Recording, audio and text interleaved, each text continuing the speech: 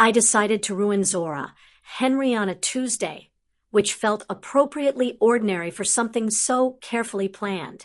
Tuesday was when the city posted public notices, when committee emails went out, when volunteers confirmed schedules.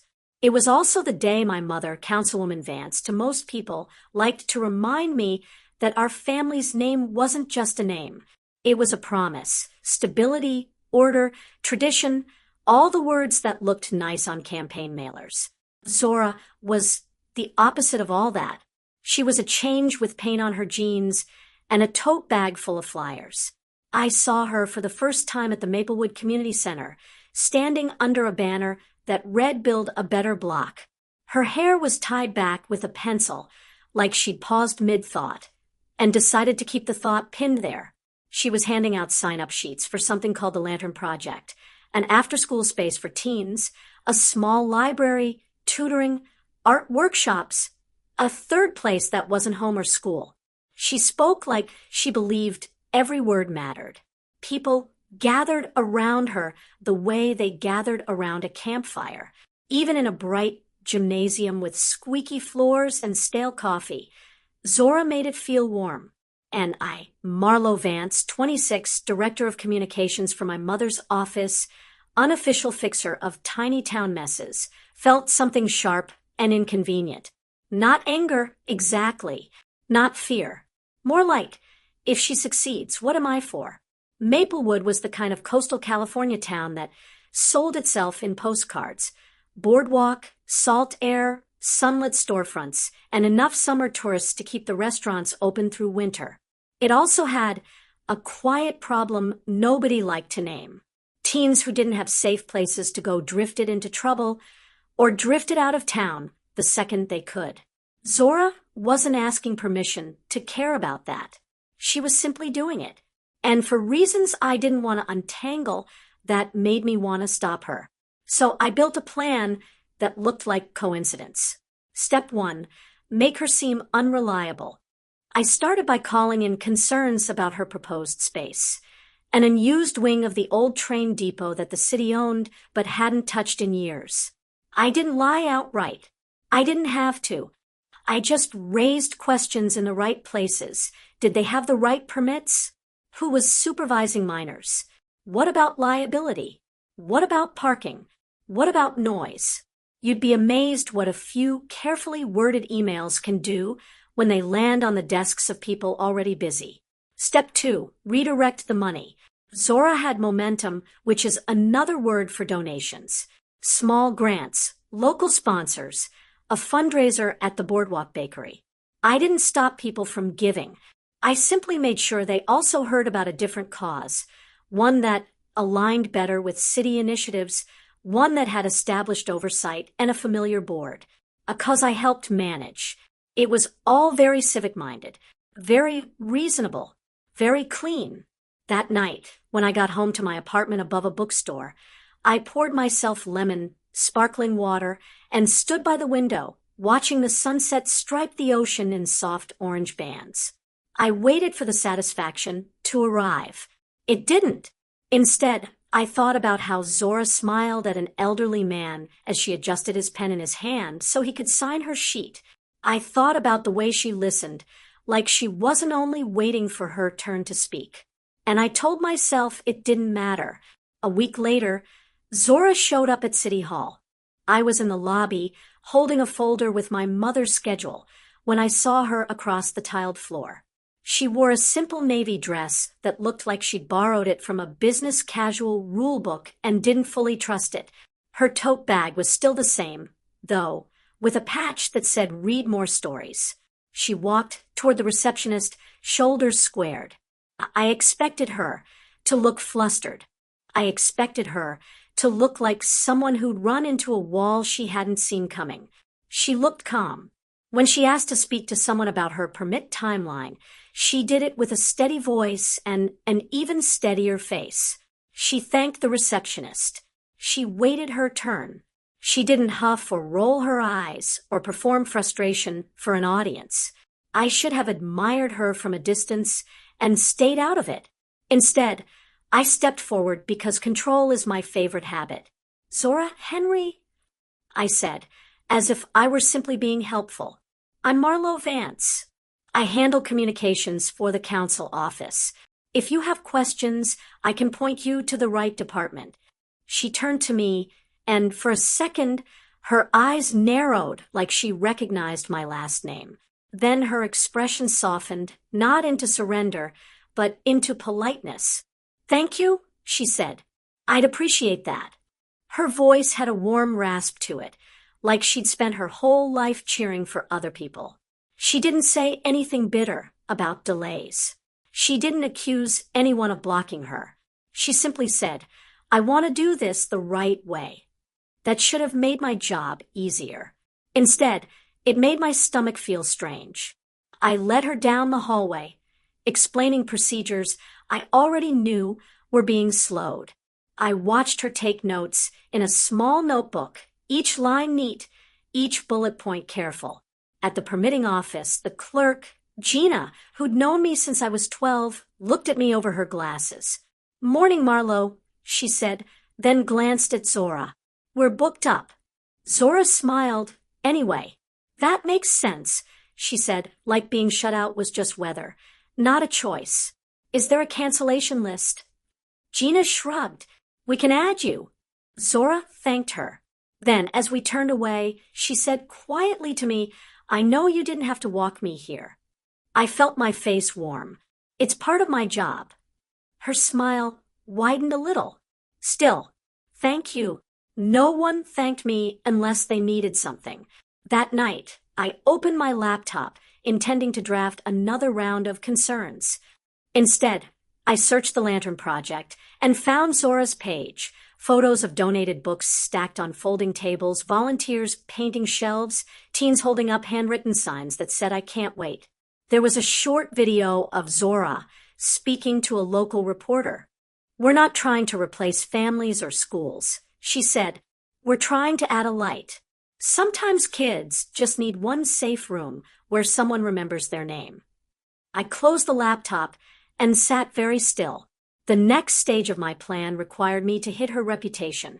Gently, the way you bruise fruit by pressing a thumb into it and then smiling as if nothing happened. So I invited 2 reporters I trusted for coffee and mentioned casually that I'd heard Zora's group was struggling with organizational clarity.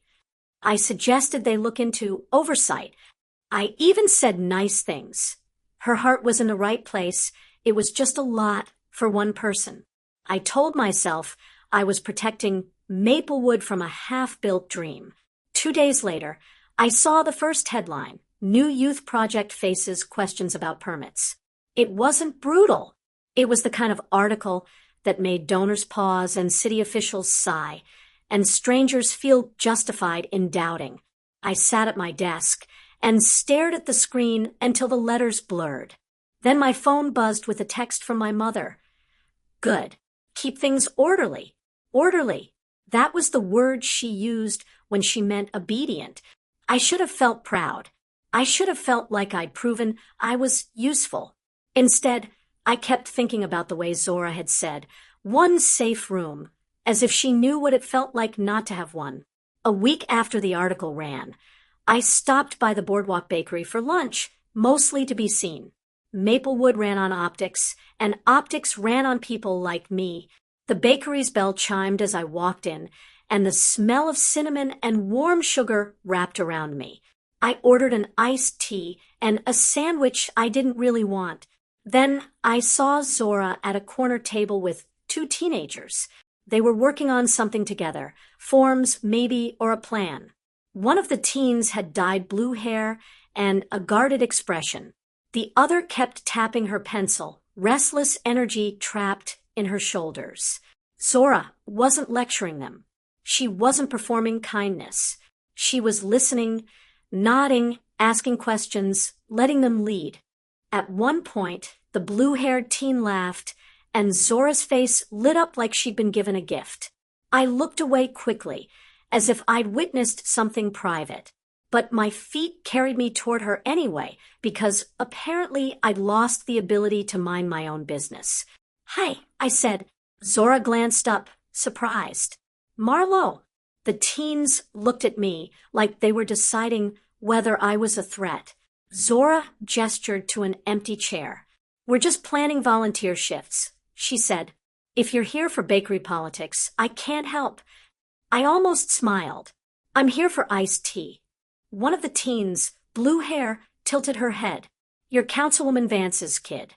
Zora's shoulders tensed for half a second. Then she relaxed, like she decided not to let my last name control the room. I felt something like shame, quick and sharp. "I work for her office," I corrected gently. "But I'm just me right now." Blue hair didn't look convinced. Zora offered me a paper flyer. "If you know anyone who wants to donate board games," she said, "we're collecting those too." It was absurdly normal, her offering me a flyer like I wasn't quietly rearranging the ground under her feet. I took it anyway. "I'll keep it in mind." She nodded, then went right back to the teens, asking them what hours would work best for their schedules. As I walked back to my table, I realized something I didn't want to admit. Zora wasn't fighting the town. She was inviting it, and I was the one acting like the town belonged to me. That evening, I drove out to the old train depot. The sun was low, the air cool, the sky clear enough to show a few early stars. The depot sat near the edge of town, like a retired memory, its windows dusty, its paint faded. A chain-link fence surrounded the wing Zora wanted. Someone had zip-tied a handmade sign to the fence, "Future Home of the Lantern Project." I stared at it for a long time. Then I did something that didn't fit the plan. I called my friend Ruth, who worked in facilities, and asked, hypothetically, what would it take to get that wing inspected faster? Ruth laughed. "Hypothetically, a miracle." I swallowed. "What about a cancellation? An opening? Anything?" She paused. "Marlo, are you trying to help someone?" I stared at the fence. "Maybe." Ruth sighed, the sigh of someone who'd seen me pretend not to care for too long. "Fine. There's a slot next Thursday. If the paperwork is perfect, they can take it." "Thank you," I said, voice tight. "Don't make me regret it," Ruth warned. I didn't tell her. I already regretted too much. Getting Zora's paperwork perfect required me to fix the very obstacles I'd helped create. So I did it quietly. I nudged an email out of someone's queue. I clarified a requirement. I made a call that made a clerk recheck a file. I told myself I was simply ensuring accuracy because accuracy was respectable. On Thursday morning, Zora arrived at the depot with a binder under her arm and a volunteer beside her. I watched from across the street, sitting in my car, hands on the steering wheel. The inspector showed up. The door opened. They went inside. I held my breath through the whole inspection like I was the one being judged. When Zora came back out, she looked relieved, like someone had finally unclenched a fist around her plans. She hugged her volunteer, brief, friendly, and then she stood alone for a moment, gazing at the sign on the fence as if she could already see the room filled with kids and books. My chest ached with something tender and unfamiliar. Then my phone buzzed with a new message from my mother. "There's talk that Henry is pushing too hard. Keep an eye on it." My hands tightened on the wheel. I could keep ruining Zora slowly, safely, with plausible deniability. Or I could stop. Stopping, I realized, would mean facing what I'd done.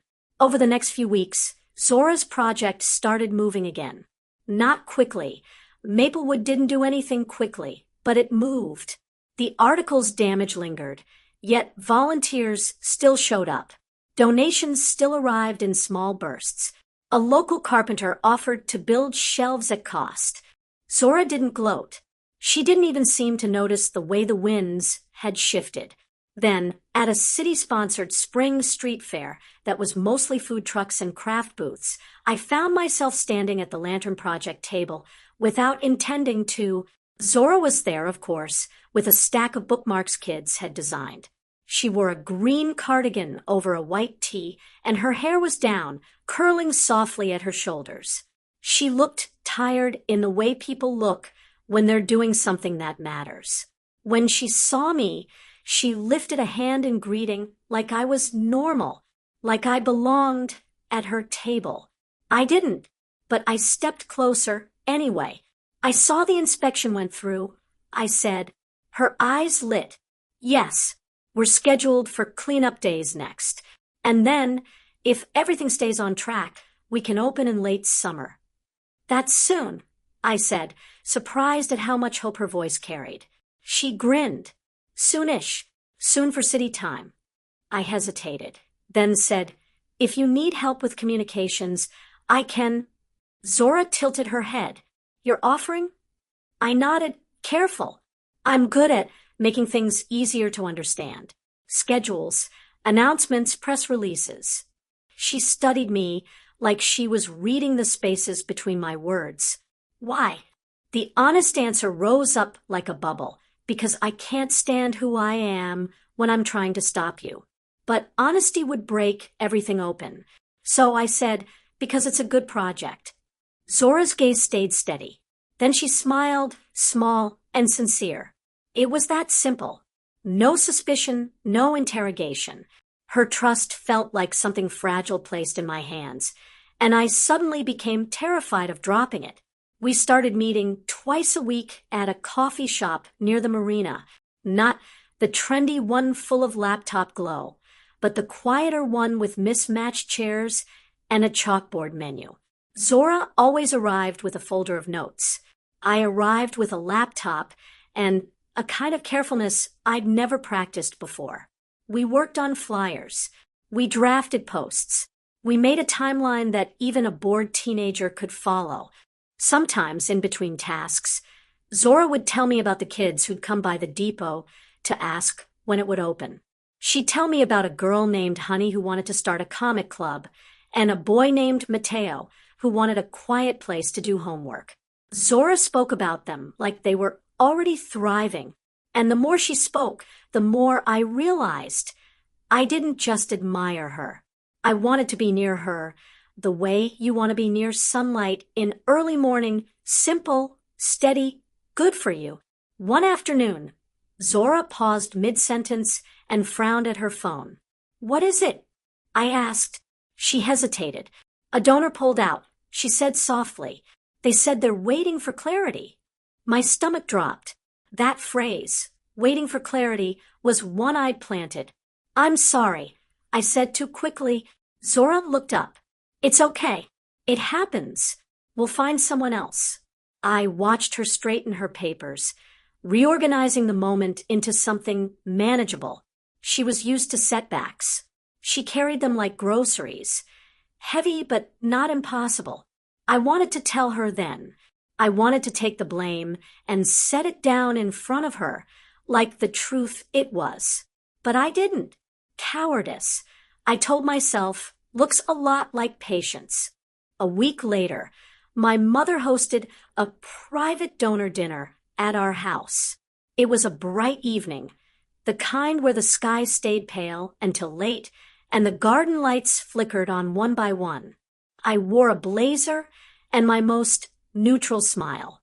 I made introductions. I laughed at the right moments. Then I saw Zora's name on the seating list. My pulse jumped.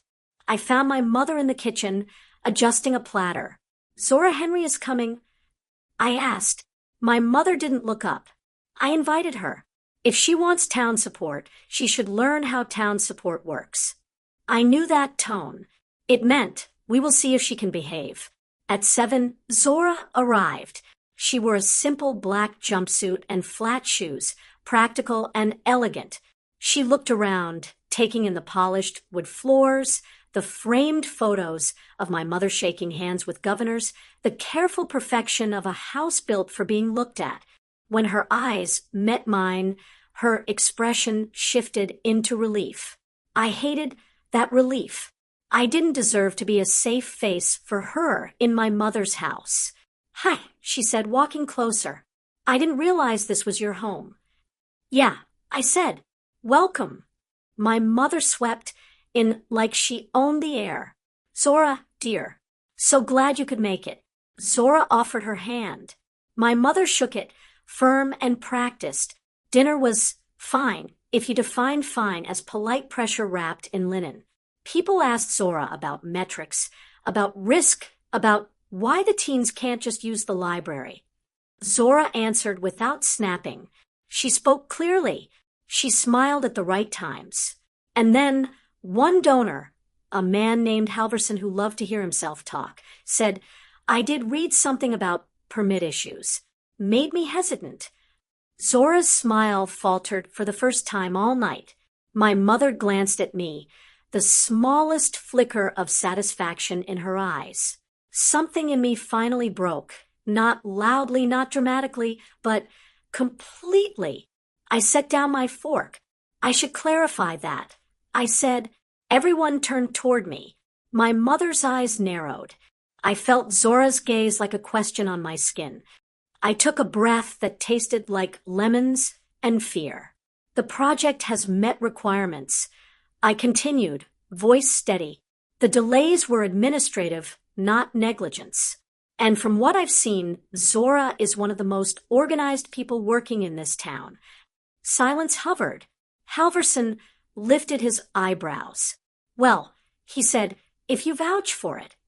I do, I said. My mother's jaw tightened, but she didn't argue, not in front of donors. Zora didn't speak again until after dinner, when the guests wandered into the living room. I stepped out onto the back patio for air. The ocean was a dark line beyond the garden, the stars bright above it. Footsteps approached. Zora stood beside me, hands folded in front of her. Thank you, she said quietly. I stared at the lights strung along the fence. You shouldn't have needed me to say that. Zora's voice softened. Maybe, but it mattered. The truth pressed against my ribs, aching to get out. I turned to her. Zora, there's something you don't know. She looked at me, patient and attentive, the way she looked at everyone when they were about to say something important. And I realized I couldn't do it here in my mother's yard with my mother's windows watching. Not because Zora didn't deserve the truth, but because the truth deserved a better place than my fear. Can we talk tomorrow? I asked. Zora searched my face. Yes, she said. Of course. The next day, we met at the depot. It was bright and breezy, the kind of day that made the town look like it was always easy to live in. Inside the wing, the space smelled like dust and fresh paint. Volunteers had started cleaning. There were stacks of donated books on the floor and a half-assembled shelf leaning against a wall. Zora walked through the room like she was greeting a future she'd been waiting for. Then she turned to me. Okay, she said gently. Talk. My mouth went dry. I forced myself to meet her eyes. When you first started this, I said, I tried to stop it. Zora didn't move. What do you mean? I raised concerns. I admitted, voice shaking despite my effort. I steered people away. I helped make you look unreliable. The words hung there, ugly and plain. Zora's face went still. Not angry, not dramatic, just still, like a door quietly closing. I rushed on, because stopping would mean losing courage. I don't have a good excuse. I told myself it was about order and process, but it was really about me, about feeling like if you changed things, I wouldn't matter. Zora's breath was slow. She looked down at the floor, then back up. How long? She asked. Since the beginning, I said, and it felt like stepping off a cliff. Zora nodded once, like she was taking in a fact. And then you helped. Yes, I said. I started fixing what I broke. I didn't tell you because I was afraid you'd...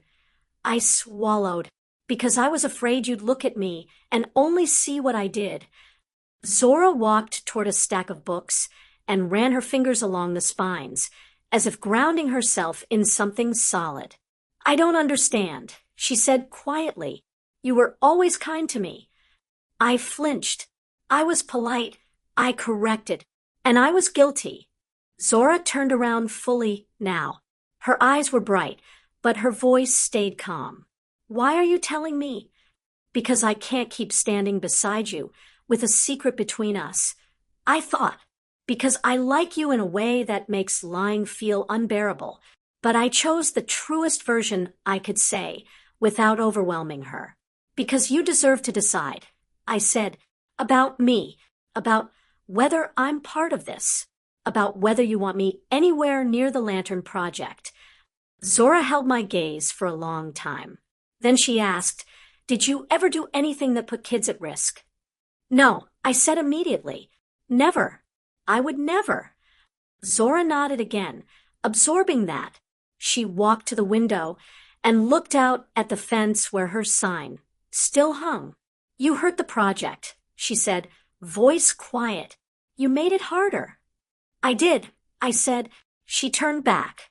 And you're sorry. Yes. Zora, Henry slowly. I am angry, she said, and her honesty made my throat tighten. But I'm also not surprised. That stung, because it meant she'd expected the town to push back. Maybe she'd expected people like me. I don't know what to do with you yet, she continued. But I don't want you to disappear and pretend this conversation never happened. I blinked. You don't. She shook her head. No, I want you to make it right. Not with words, with actions. Relief hit me so hard I had to put a hand on the shelf to steady myself. Zora stepped closer, just enough that her presence felt like a steady line. Start by telling me what you did, she said, so I can fix it. And then, if you really want to help, you help, under my rules. I nodded quickly. Anything. Zora's mouth twitched, not quite a smile. And Marlowe? Yes. Don't call yourself the villain, she said. You did something harmful. That doesn't mean you're only that. My eyes burned. I looked down because I didn't want her to see how close I was to crying. I'll try, I said. The next month became a long list of repairs. I called donors and corrected the story without making myself the center of it. I asked reporters for follow-up pieces, focusing on the teens, the volunteers, the timeline. I apologized to one nonprofit director I'd used as a better alternative and redirected a chunk of sponsorship their way to make up for the awkward position I'd put them in. I also did the hardest thing.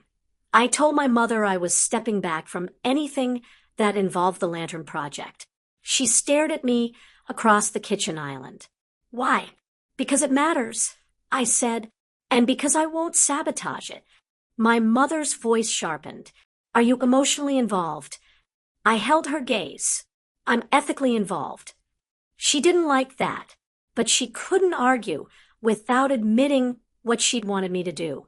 Zora watched all of this from a cautious distance. She didn't punish me with cruelty. She didn't reward me with easy forgiveness. She simply observed the way you watch someone rebuild a bridge plank by plank. Sometimes, in the quiet moments, she'd let herself smile at me again. The first time she did, fully, without guarding it, I felt like I'd been offered a second beginning. Late summer arrived with warm mornings and clear skies. The depot wing transformed. Shelves lined up like friendly rows, beanbags in a reading corner, a long table for homework, a wall painted with a mural of lanterns floating upward, each lantern filled with handwritten words from local teens.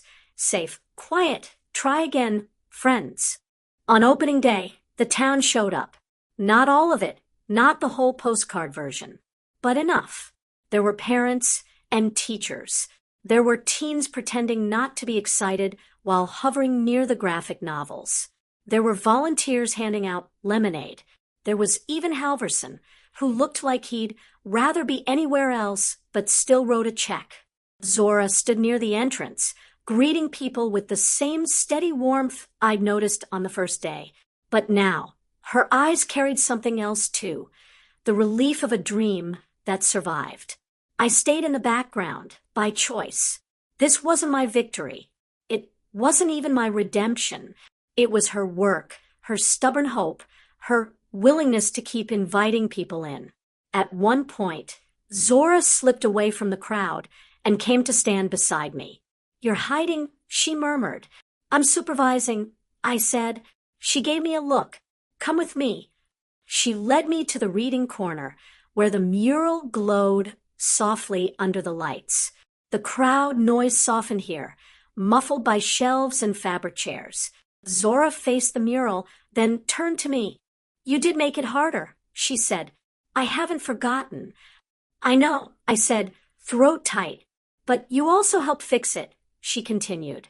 "And you didn't ask for credit." I didn't know what to say, so I said the simplest truth. "I wanted you to succeed." Zora's expression softened, careful but real. "Why?" I held my breath.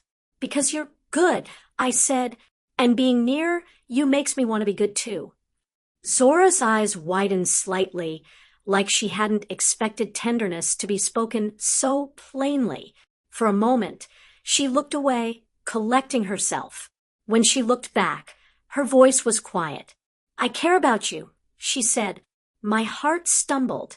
"I don't know exactly what shape that will take," she added, honest as always. "But I know I want you in my life, if you keep choosing the truth." I nodded, too full to speak. Zora hesitated, then held out her hand, palm open, offering without demanding. I placed my hand in hers. It wasn't dramatic. It wasn't a grand gesture. It was simply two people choosing the same direction. Outside, the late summer light poured through the depot windows, turning dust motes into tiny floating sparks. Kids laughed near the board games. Someone opened a book and sighed like they'd found a quiet pocket of the world. Zora squeezed my hand once, gentle, steady, and in that simple moment, I felt the strangest thing. Not punishment, not triumph, just a beginning I hadn't known I was allowed to have.